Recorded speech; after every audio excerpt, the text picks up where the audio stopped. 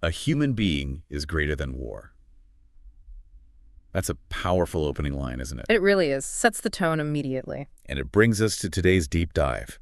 Svetlana Alexievich's incredible work, The Unwomanly Face of War, an oral history of women in World War II. Yeah, and what's so crucial here is that this isn't your standard history book. It's not dates and battles laid out chronologically. Right. Alexievich, who won the Nobel Prize for her work, she spent years really immersing herself, gathering these incredibly raw personal testimonies from Soviet women who fought in the war. And we're reading the Pia Rivera and Volokonsky translation, which feels very direct. Absolutely. It lets these voices come through so clearly, almost unvarnished. So our goal here, our mission for this deep dive is to really step away from those more traditional, often male-focused war stories and try to grasp the unique reality for these women. We're looking beyond strategy, beyond the front lines, in a purely military sense. And getting into the personal, the emotional core of their experience in total war, it's a very different landscape. Exactly. And as we dig into these oral histories, you'll see the incredible range of roles women took on. I mean, yes, nurses, definitely.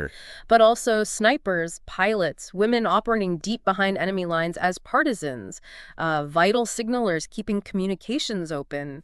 So many different jobs. It's astonishing, really. And they weren't just facing bullets and bombs. They dealt with, a whole host of other challenges, unexpected things, and profound emotional weight. We'll definitely see themes emerge, won't we? Like memory trauma. Oh, absolutely. Memory, trauma, and that really difficult struggle later on, trying to fit their wartime selves back into, peacetime expectations. So let's start at the beginning. What actually drove these women, often very young women, to volunteer to go to the front? Well, a huge factor was this incredibly intense wave of patriotism. You have to remember the Germans were advancing, getting close to Moscow. A real sense of crisis. Exactly. There was this powerful feeling of duty, this need to defend the motherland. It comes through again and again. There's that one story, isn't there? About the girls from a collective farm, the Kolkhoz. Yes, that's such a telling example. They get rejected locally, then at the district level, then even the regional Komsomol, that's the Young Communist League. Big deal back then. Right.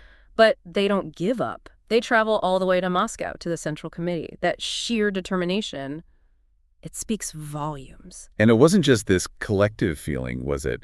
There were deeply personal reasons, too. Definitely. So many wanted to join their fathers, their brothers, maybe a fiancé who was already fighting. Like Elena Antonovna Kurina. Yeah. Her father actually took her and her sister to nursing courses himself. Right, he saw the need. Or Vera Denilovtsev, her fiancé, was being shipped out straight from military school, and her first thought was just, we have to be together. It puts a very human face on it, doesn't it? These huge historical forces, but driven by individual love and loyalty. Precisely. And you also have to consider the contrast between how they imagined war beforehand, maybe a bit romanticized. Sure, the propaganda, the songs. And the sheer brutality they actually encountered. Katerina Mikhailovna Rabchaeva talks about this initial sort of curiosity, almost a naivete, a lack of real understanding of what war is. Which is heartbreaking when you know what's coming. It really is. And that detail about whole trainloads of women heading to the front, it just hints at the scale. This wasn't a few exceptions. It was a massive movement. Which brings us neatly to that title. The Unwomanly Face of War. It suggests they experienced it differently. Fundamentally differently, I think. Their perspective brings in details, emotions, aspects of life during war that often get completely missed in the more traditional male-dominated accounts. That image Alexievich shares of women holding rifles like a doll. Oh, that's powerful. It just captures that initial shock, doesn't it? The unfamiliarity, the wrongness of it in a way. Absolutely. These young women, barely adults, suddenly handling lethal weapons. It shows how war stripped away traditional ideas of femininity, forcing them into this harsh, almost androgynous role. It was a profound transformation. And not just mentally. The physical side must have been incredibly tough. Immense. You hear about the uniforms, big, baggy men's sizes that didn't fit. And the boots, those red and black tarpaulin boots, always mentioned. Yeah, heavy, uncomfortable, and simple things like personal hygiene, impossible. Many had to cut off their long hair, their braids, just because there was no time, no way to keep clean. And the emotional impacts, some stories are just hard to even read. Devastating. The story of the young wounded girl literally begging to be shot to end her agony. It's almost unbearable. It gives you a raw look at the depth of suffering. And that comment from the older soldier saying basically nothing human would be left in someone who saw those horrors so young. Chilling. It speaks volumes about the lasting psychological damage, the trauma. It makes you think about those early scenes, like the commissar asking recruits about their skills. And their answer is just, we want to go to war. Yeah, that gap between their idealistic drive and the grim, practical reality they were walking into.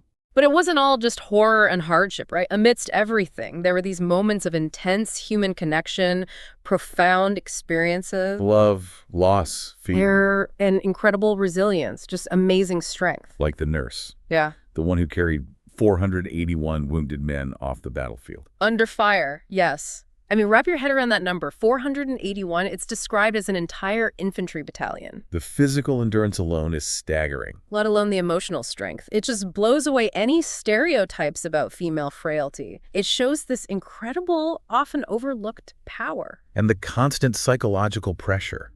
Like Vera Safronovna Davidova, her hair turning gray during her very first time on guard duty. Wow. Yeah, that's such a visceral image of sheer terror and stress, isn't it? And you also see these acts of almost desperate bravery, like the soldier rushing a German tank armed only with a rifle. Just sheer will against impossible odds. But then there are moments that show, I don't know, shared humanity, even in the middle of it all. Like Zinaida Vasilievna finding that wounded German officer in a shell hole. Right. And how his attitude shifts completely when he realizes she's just a young woman. A girl, really. That shared vulnerability in that terrifying space. It connects back to that opening idea, doesn't it? A human being is greater than war.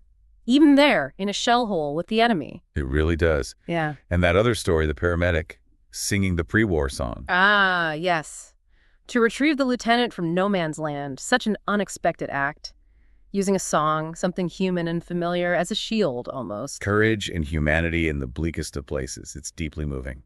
But then comes the return home. And for many of these women, it wasn't the hero's welcome you might expect. No, it sounds like reintegration was incredibly difficult. Some weren't even recognized by their own families. Years of hardship change you, physically and mentally. And there was often this societal awkwardness, even hostility, towards women who had fought, who had decorations. That story of Olga Vasilievna tearing off her medal ribbons because of some dismissive comment from a superior.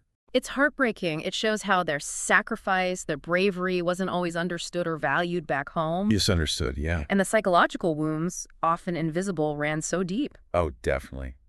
The mother describing her daughter Lena after she worked in a hospital. The silence, the nightmares, how she'd lost her joy.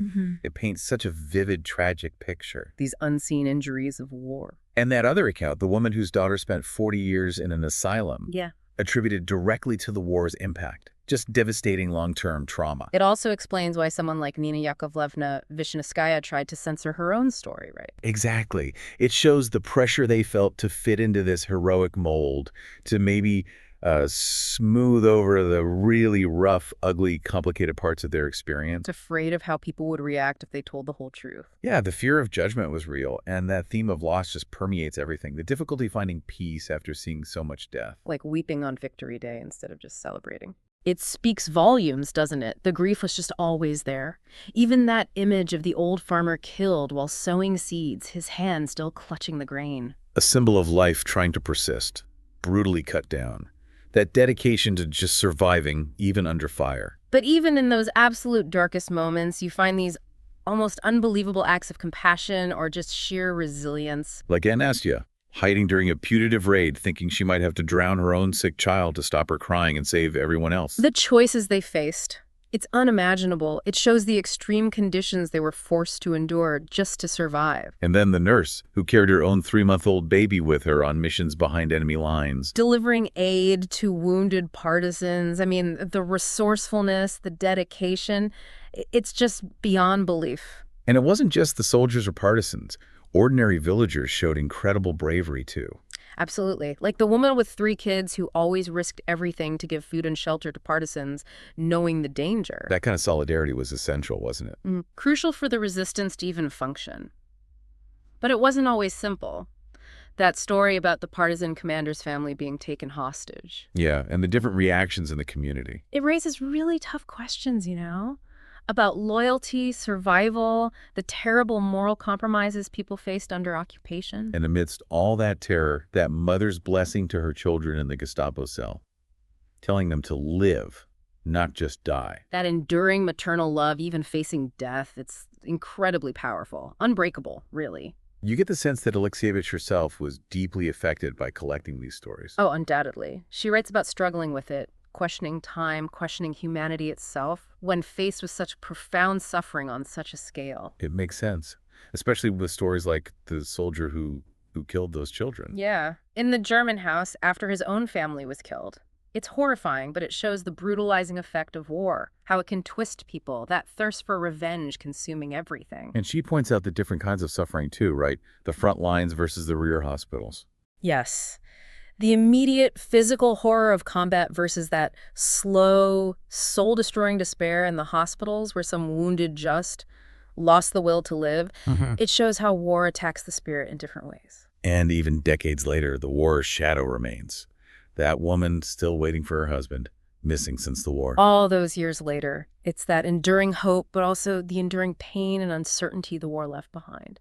It never truly ended for some people. Which makes that final quote hit even harder. War was woe, life is over, but there's nothing to remember. Only the war. Just devastating. A whole life defined, consumed by that one experience. So wrapping up this deep dive into the unwomanly face of war, it feels overwhelmingly clear that these personal stories are just essential. They give us a perspective on the human cost of World War II that, frankly, is often missing. Completely essential. We've heard about such diverse experiences, courage, loss, unimaginable resilience, and that constant painful struggle with memory, the struggle just to be heard, finally. It really leaves you thinking, doesn't it? So maybe the final thought for you, the listener, is this. How do these intimate firsthand accounts change or maybe deepen your own understanding of war, its impact not just on nations, but on individual souls, on society? And flowing from that, what responsibility do we have now to remember these voices, these experiences that were silenced for so long? It's a heavy question, but an important one. It really is. We absolutely encourage you to seek out The Unwomanly Face of War if you haven't read it. It highlights the incredible power of oral history, of listening to individual voices, to help us grasp the true, complex reality of huge historical events.